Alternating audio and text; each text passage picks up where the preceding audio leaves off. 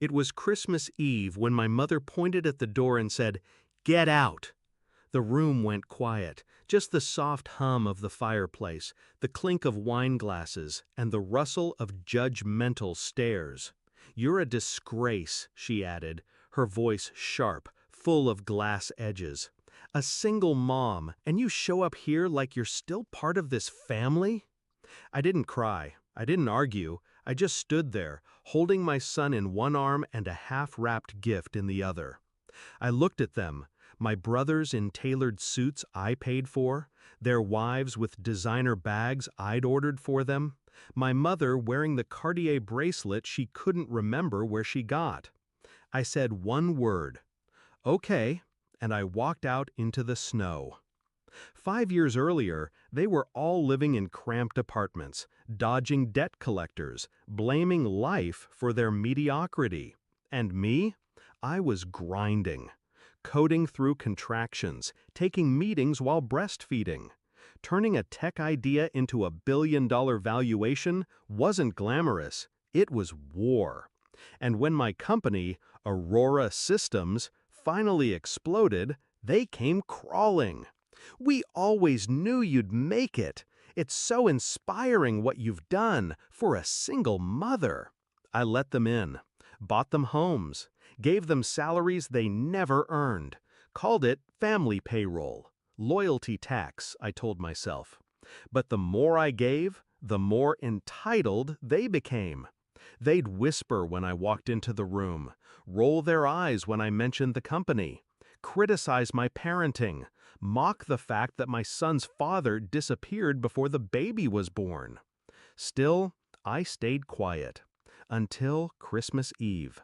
Until that night. The truth is, that wasn't the first time my mother called me a disgrace. She said it the night I told her I was pregnant. "You'll ruin yourself. You're nothing without a man." And maybe part of me spent the next decade trying to prove her wrong. But that night, standing in her living room surrounded by fake love and real hate, something snapped. I didn't go home. I went to my office, swiped my access card through frosted glass doors. The building was empty, dead silent, just me and my thoughts. My assistant had set everything up weeks ago at my quiet request. A kill switch protocol. I stared at the screen, hands steady. One tap, and every dependent transaction paused. My brother's mortgage? Frozen. My mom's credit card? Declined. My sister-in-law's salon lease? Voided. Every account they touched, I touched first. I was the silent signature behind every luxury they flaunted. So, I cut them off. The next morning, my phone rang non-stop. First it was texts, then voicemails, then threats. By noon, my mother was pounding on the security gate of my estate, demanding answers like I owed her one. I let her wait in the cold, just like she made me. 3 days later, I invited them to a family meeting at my corporate HQ. Conference Room A, floor-to-ceiling windows, marble table. Seats for 12. They came dressed down this time, no designer brands, just panic. My mother spoke first. "How dare you humiliate us like this?" I looked her straight in the eye. "You humiliated yourselves." Then I slid a folder across the table. Inside, screenshots of my brother siphoning funds into a crypto scam. Emails of my mother selling insider stories about me to tabloids. Recordings of them calling me an unfit mother in hopes of pushing me out of my own board. I watched the blood drain from their faces, one by one. Then I said, "I brought you into the empire. I can erase you from it." They tried to interrupt. I held up one finger. "For years, I let you eat at my table.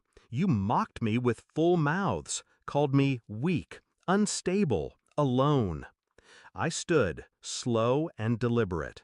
But I'm not alone. I have an army of lawyers, a team of executives, and a board that trusts me. I'm not the girl you threw out for getting pregnant. I'm the woman who built an empire while you were too busy counting my money. And then I dropped the final document, a formal notice revoking every financial tie, every property, every corporate access. Effective immediately. They begged. My mom sobbed. My brother screamed. My sister-in-law threatened lawsuits. I didn't flinch. Security walked them out. That night, I made hot cocoa for my son. He was playing with the same toy car I couldn't afford when I was a kid. He looked up at me and smiled. "Are we happy now?" he asked. I knelt down, kissed his forehead, and whispered, "Yes, we are." People think revenge is loud, messy, explosive. But real revenge? It's quiet. It's precise. It's signing one document and erasing a lifetime of disrespect. They'll never recover. And I won't apologize.